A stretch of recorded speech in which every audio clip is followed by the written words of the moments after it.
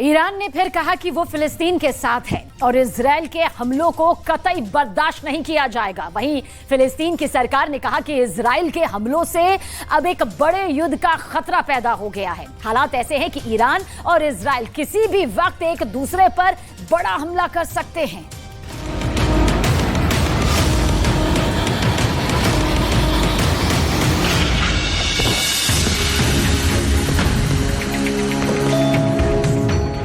Gaza पट्टी पर Israel ने पहला बम गिराया। अगर आपको ये बहुत बड़ा धमाका लगा तो कुछ सेकंड रुकिए, क्योंकि इजराइल का अगला बम रास्ते में ही है। कुछ सेकंड बाद होता है इससे भी कई गुना बड़ा धमाका। पूरा गाजा अंधेरे में डूब जाता है। एक बार फिर धमाका देखिए, ये किसी भी टारगेट के पर खदशे उड़ा सकता है।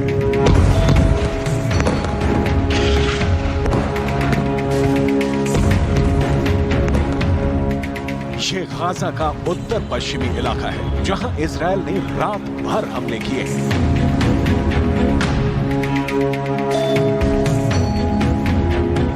छोटे बड़े धमाके होते रहे। इजराइल का दावा है कि उसने फिलिस्तीनी गुट हमास को टारगेट किया।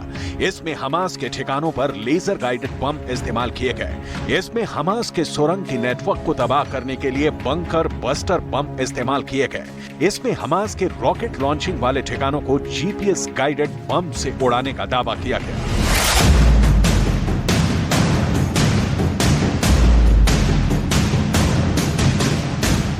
अब ऐसे वक्त में इजराइल से फिलिस्तीन का बदला लेने वाली एंट्री हो चुकी है।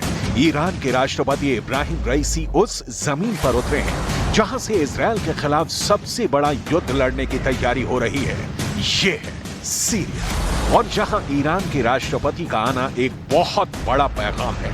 सीरिया के राष्ट्रपति बशर अल असद को आईएसआईएस से बचाने के लिए ईरान ने एड़ी चोटी का जोर लगाया, रूस की मदद ली, और अब सीरिया की जमीन से वो इजराइल को चैलेंज कर रहा है।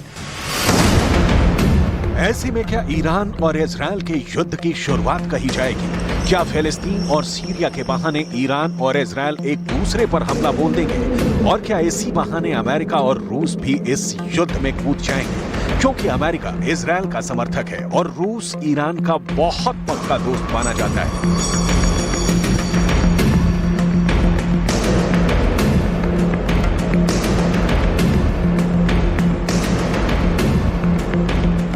इन सवालों के जवाब आपको इजराइल के हमलों से मिलेंगे, जिसके टारगेट पर फिलिस्तीन का हमास संगठन है। हमास ईरान का बड़ा समर्थक माना जाता है। ईरान हमास को भी फंड देता है। जब हमास ने इजराइल पर रॉकेट दागे तो आसमान में धुएं की लकीर देखी जा सकती है। रात में ये हमले और खतरनाक हो गए।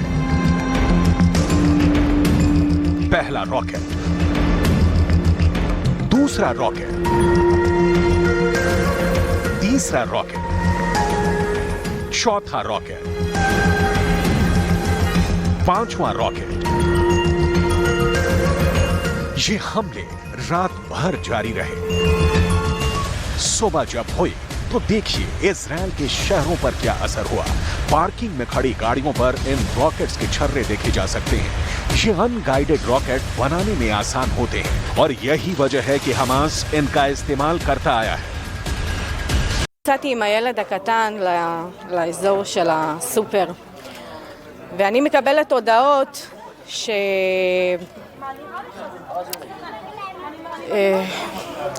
עוטף עזה, כאילו להיות במרחבים מוגנים, כי הבנתי שכאילו הולך להיות משהו. אז אספתי הכל, לקחתי את הילד, ובדרך לבית לא היה צבע אדום, אנחנו שמענו פשוט פיצוצים, רק אחר כך צבע אדום. אני באתי מפה, אני רואה פה מלא עשן. באה לפתוח את השער, אני לא יכולה. כי מכל האבנים, כן, זה היה דלת ניאני. इसमें कोई शक नहीं कि इजराइल के प्रधानमंत्री बेंयामिन नेतन्याहू बहुत प्रेशर में हैं।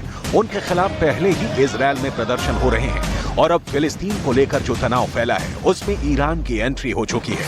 लेकिन इजराइल हमेशा की तरह कमजोर नहीं दिखना चाहता और वो इसका जवाब गाजा पर भारी बमबारी के साथ दे रहा है।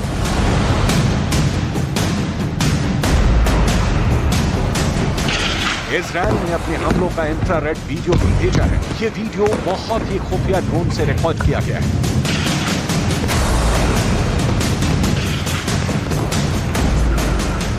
इजराइल ने पहला धमाका किया, इजराइल ने दूसरा ब्लास्ट किया, इजराइल ने तीसरा धमाका भी करके दिखाया। इजराइल हमास के टारगेट पर पिन पॉइंट अटैक कर रहा है। इजराइल का दावा है कि हमास के कई अड्डे तबाह कर दिए गए हैं, कई सुरंग ढहा दी गई हैं और वो ठिकाने अब उड़ा दिए गए हैं जहां से लगातार इजराइल के शहरों पर रॉकेट बरसाए गए। अब अचानक इजराइल और फिलिस्तीन के बीच ये रॉकेटबाजी और फिर बमबारी का दौर क्यों शुरू हो गया, इसे समझने की जरूरत है।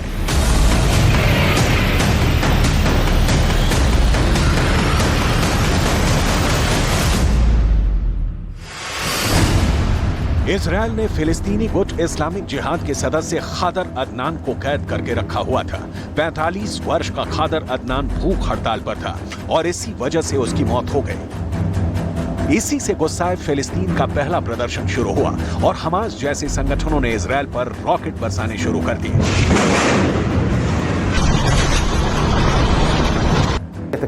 يتحمل مسؤولية كاملة ونحن سنقوم بدورنا في التصدي لهذه الجرائم ولهذه الاعتداءات وعلى وجه التحديد هذه الجريمة التي استشهد جراءها الشيخ المجاهد البطل। देखा जाए तो अब यहाँ फिलिस्तीन का रोल खत्म हो जाता है और अब बारी आती है ईरान और इजराइल की। इन दोनों की दुश्मनी किसी भी वक्त युद्ध में तब्दील हो सकती है। इजराइल और ईरान एक दूसरे के सबसे बड़े दुश्मन हैं। दोनों ही एक दूसरे को मिटाने की धमकियां देते हैं। इजराइल को लेकर ईरान बहुत आक्रामक रहा है और उसे नक्शे से मिटाने की बात भी करता रहा है। यही हाल इजराइल का है, जिसके नेताओं ने भी परमाणु धमकियां देनी शुरू कर दी है। ईरान के राष्ट्रपति इब्राहिम रईसी ने हाल ही में इजराइल के 2 बड़े शहरों को मिटाने की धमकी दी, जिसके बाद युद्ध का खतरा बढ़ने लगा है।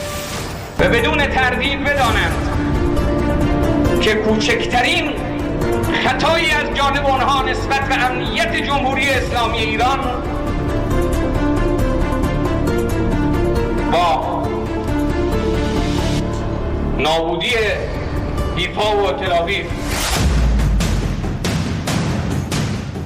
इस वक्त ईरान यूक्रेन युद्ध में रूस की बड़ी मदद कर रहा है और दुनिया की इक्वेशन बताती है कि पश्चिम एशिया में अगर युद्ध हुआ तो यहाँ लगी आग में पूरी दुनिया जलने लगेगी। रूस और ईरान ने अपने रिश्तों को बहुत शातिराना तरीके से ढककर आगे बढ़ाया है। यूक्रेन युद्ध में पुतिन इतनी तबाही कभी नहीं मचा पाते अगर ईरान ने रूस की मदद ड्रोन देकर ना की होती। इसलिए यूक्रेन में रूस के ईरानी ड्रोन बहुत बड़ा मैसेज देते रहे हैं। इससे साफ जाहिर है कि रूस और ईरान के बीच रिश्ते बहुत ही सीक्रेट रहे हैं। यही वजह है कि ईरान और रूस के बीच संबंधों से अमेरिका बौखलाया हुआ है। एक तरह से अब पुतिन ने युद्ध वाला कंट्रोल ईरान में शिफ्ट कर दिया है। पश्चिम एशिया में इस वक्त युद्ध जैसे हालात बने हुए हैं। इसे देखते हुए ईरान पहले ही अपने हथियारों को यूक्रेन में भी आजमा चुका है। ईरान तो अब इसके साथ अमेरिका और इजराइल को भी चैलेंज कर रहा है। ईरान का हौसला इसलिए भी बढ़ गया है क्योंकि उसने सऊदी अरब से दोस्ती कर ली है और इसमें इजराइल खुश नहीं है, क्योंकि ईरान और सऊदी अरब में तनाव कम होने से 2 देशों को सबसे बड़ा नुकसान होने वाला है। इनमें पहला नंबर अमेरिका का है और दूसरा इजराइल है, जिन्हें ईरान और सऊदी अरब की दोस्ती से बड़ा शौक लगा है। به ویژه نیروهای امریکایی هر چه زودتر منطقه رو ترک کنند به نفع خود و به نفع منطقه است. حضور ایران حضور امنیت سازه، اما حضور نیروهای بیگانه در منطقه حضوری است که امنیت رو تهدید. ईरान की ताकत का टंका पूरी दुनिया में बज रहा है। ईरान के ड्रोन पूरी दुनिया में मशहूर हो चुके हैं। ईरान के ड्रोन से ही पुतिन ने ज़ेलेंस्की के शहरों पर ताबड़तोड़ हमले किए हैं और अब ईरान इसी ताकत को दिखाकर अमेरिका और इजराइल दोनों को चैलेंज कर रहा है। ईरान जानता है कि युद्ध हुआ तो इसमें अमेरिका और रूस की भी एंट्री होने में देर नहीं लगेगी। ऐसे में सवाल है कि क्या यूक्रेन से पहले सीरिया के आसमान में पुतिन और बाइडेन के जेट भिड़ जाएंगे? क्या यूक्रेन से पहले सीरिया के आसमान में सुखोई और F-16 की टक्कर हो जाएगी? दरअसल पुतिन ने सीरिया में अपनी वायुसेना को लगातार एक्टिव रखा हुआ है। वो यहाँ युद्धाभ्यास करते रहते हैं।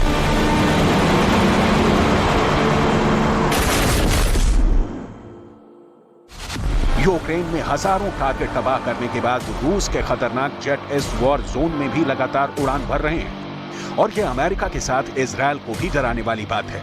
यहां रशियन एयरफोर्स का सुखोई 24 भी है और अमेरिका का सबसे ज्यादा डराने वाला सुखोई 35 भी, जो सीरिया के लड़ाकू विमानों को हमेशा खबर देते हैं ताकि इजरायल और अमेरिका उन्हें टारगेट नहीं कर पाए। दोनों तरफ के विमानों ने रात में भी जंग लड़ने के तरीके आजमाए हैं। रशियन एयरफोर्स और सीरिया की वायुसेना का एक साथ आना नया नहीं। हाल में इजरायल की तरफ से सीरिया के फौजी ठिकानों पर हमले बढ़े हैं।